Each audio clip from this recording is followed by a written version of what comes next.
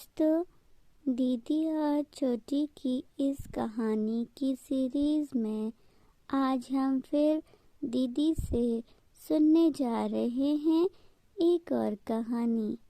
दीदी, आज आप कौन सी कहानी सुनाओगी? छोटी, आज कहानी की इस सीरीज में मैं आप सभी को सुनाऊंगी एक मूर्ख कौवे और एक चालाक लोमड़ी की कहानी। एक कौवा जो लोमड़ी की चालाकी के जाल में फंस जाता है। एक समय की बात है, एक लड़का बैठा हुआ पनीर का टुकड़ा खा रहा था। तभी एक कौवा कहीं से उड़कर आया और उसने लड़के के हाथ से पनीर के उस टुकड़े को झपट लिया। कौवा झपटकर तेजी से एक पेड़ के ऊपर जा बैठा। जाकर कौवा मजे से पनीर का स्वाद लेने लगा। जैसे ही कौवा पनीर को खाना चाह रहा था, तभी एक लोमड़ी उधर से गुजरी। लोमड़ी ने कौवे की चोंच में पनीर के टुकड़े को देखा। लालची लोमड़ी को पनीर के टुकड़े पर बड़ा ही स्वाद आने लगा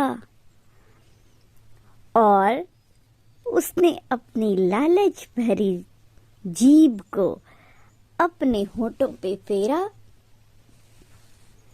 लोमड़ी सोचने लगी, काश ये पनीर का टुकड़ा मुझे मिल जाता तो मैं बड़े स्वाद के साथ इस पनीर को खा जाती। अब लोमड़ी सोचने लगी कि आखिर कैसे मुझे ये पनीर का टुकड़ा मिल जाए। लोमड़ी चालाक तो थी ही। उसने कौवे से कहा, अरे कौवे भाई, कितने प्यारे दिखते हो तुम। तुम्हारे पंख भी कितने चमकीले हैं। आहा हा हा, और तुम्हारी नुकीली सी चोंच, ये तो इतनी सुंदर है। मैं ये सोचती हूँ, जब तुम दिखते इतने सुंदर हो तो तुम गाना कितना मीठा गाओगे। कौवा लोमड़ी की ये झूठी प्रशंसा सुनकर बड़ा ही खुश हो गया और खुशी से फूला नहीं समाया। कौवे को अपने रंग रूप पर भी घमंड होने लगा और वो सोचने लगा, अरे वाह, मेरे चमकीले पंख तो सबको आकर्षित कर रहे हैं। हाय, मैं कितना सुंदर दिख रहा हूँ। मेरी चोंच कितनी प्यारी है।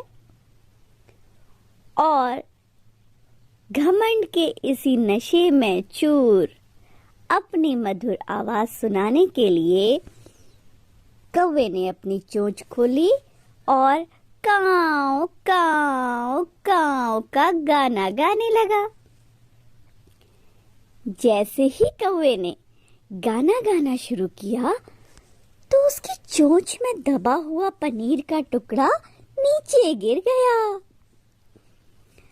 जैसे ही पनीर का टुकड़ा नीचे गिरा, चालाक लोमड़ी उसे उठाकर भाग गई और लोमड़ी ने जाते जाते कहा, प्यारे कौवे, तुम्हारी आवाज तो बहुत अच्छी है, परंतु तुम्हारी बुद्धि अच्छी नहीं है।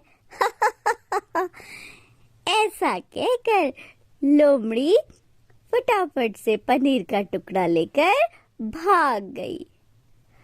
अब वो मूर्ख कौवा अपना सिर धुनता रहा, सोचता रहा, हाय, मैं कैसे इस लोमड़ी की बातों में आ गया। मैंने अपना पनीर का टुकड़ा ही गवा दिया। तो बताओ छोटी, कैसी लगी तुम्हें आज की ये कहानी और तुम्हें इस कहानी से क्या शिक्षा मिली? दीदी कहानी बहुत अच्छी थी। हमें इस कहानी से ये सीखने को मिला कि हमें किसी की भी झूठी प्रशंसा में नहीं आना चाहिए। हाँ छोटी, हमें कभी भी किसी की झूठी प्रशंसा में फंसना नहीं चाहिए। हमारी तर्क शक्ति और हमारी बुद्धि का प्रयोग करते हुए हमें ये जांचना चाहिए कि सामने वाला जो प्रशंसा कर रहा है कहीं वो अपनी किसी चालाकी से हमें फंसाने की कोशिश तो नहीं कर रहा है। तो दर्शकों, कैसी लगी आपको ये कहानी? हमें ज़रूर बताइए कमेंट बॉक्स में कमेंट करके, ताकि हम और अच्छी प्रेरणादायक कहानियाँ आपके लिए लेके आ सकें।